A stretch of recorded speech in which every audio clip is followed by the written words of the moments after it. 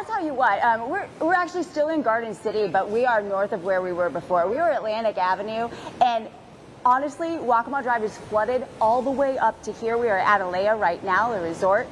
There is a lot of water. I've covered a lot of hurricanes. I actually consider this my home base. I've rode out a lot right here. I've never seen the street flooded that much, that far, all the way up to here. And you may remember years ago, if you were with us for our Hurricane Matthew coverage, where the water actually came through and burst out these windows. We've taken preventative caution against that now, where they have these removable panes so that the water can just go straight through, and that's worked out really well for them.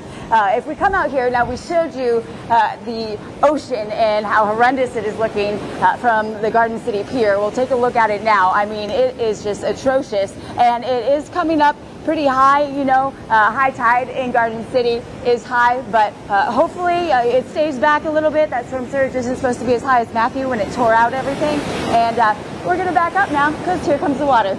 Guys?